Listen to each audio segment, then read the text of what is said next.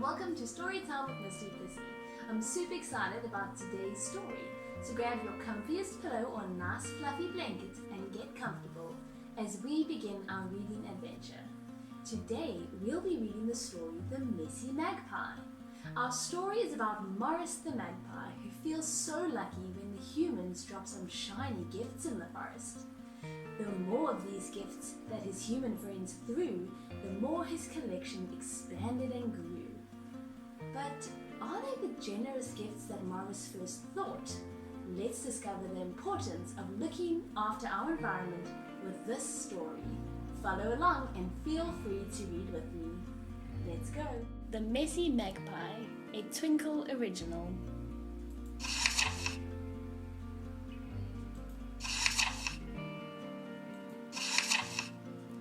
It's often been noted, as years have gone by, that magpies collect all things that they spy. They love all things colourful, shiny and bold, no matter how tiny, no matter how old.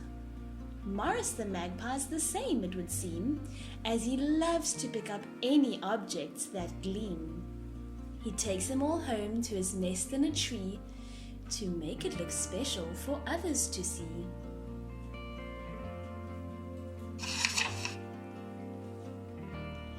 Now one day, young Morris was struck by surprise when a gift was thrown down right in front of his eyes.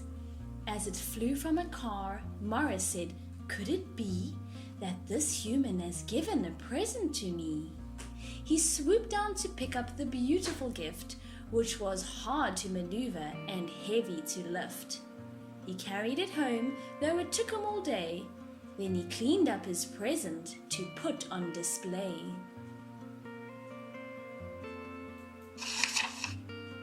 He wanted to decorate all that he could, so the next day he went to the edge of the wood. He flew to the place where the gift had been dropped, where he saw that a family of humans had stopped. He hopped down to search for his gift on the floor, but he noticed that this time they'd left many more. Shimmering treasures amongst all the green, these gifts were the finest that Morris had seen.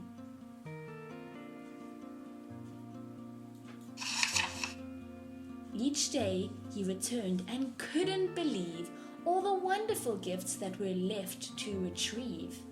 His tree was soon bursting with no space for more, so he started to spread them all out on the floor. The more of these gifts that his human friends threw, the more his collection expanded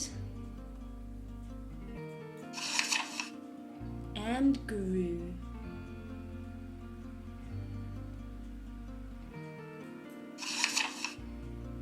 Then one day, as Morris was sat in his tree, admiring the beauty of all he could see, he noticed that things were now changing below, that the plants were all dying and struggling to grow.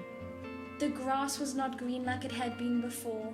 The flowers were wilting, not bright anymore. His animal friends watched in fear and distress, as their homes and their food were soon lost to the mess.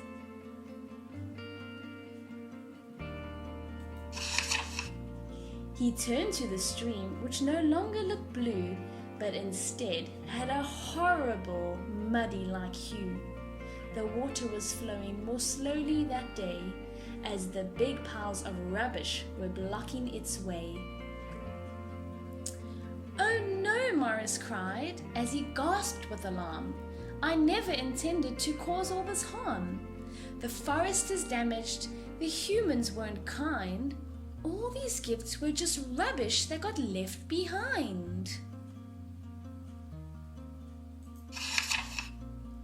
The pride Morris felt for his lovely display was soon turning to sadness, regret, and dismay. He adored the collection he'd lovingly built, but his joy had now turned to a feeling of guilt. He vowed to himself he would put it all right, so he leapt off his branch and then quickly took flight.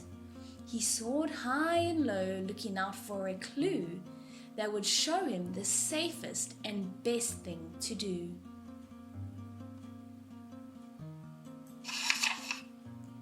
He noticed a truck driving past on the road, which was filled with a very familiar load. He followed the truck to see where it would go, feeling hopeful he'd find what he needed to know. Morris arrived at a bustling place which had giant containers and masses of space. Each bin had a sign marking what it was for, and the rubbish piled up, with each car adding more.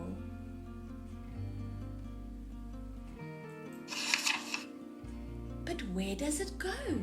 whispered Morris, confused. To his shock, a voice said, "It gets crushed and reused."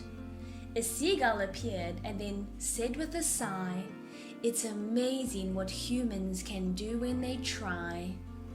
"That's it," Morris said, and he knew what to do. "If I bring it all here, they can make something new. I might need some help, but I must make amends." So he called on a couple of very good friends.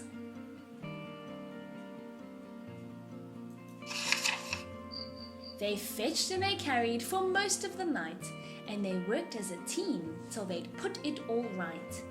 When the rubbish was gone, Morris looked all around, at the stream and the flowers, the trees and the ground.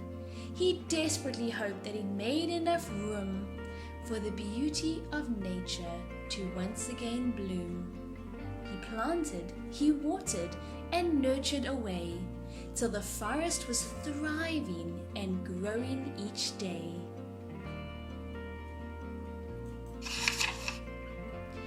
Then Morris knew nothing would make his heart sing like the colorful beauty that nature could bring. He no longer needed the shiniest nest, and he realized that having a green home was best. The end.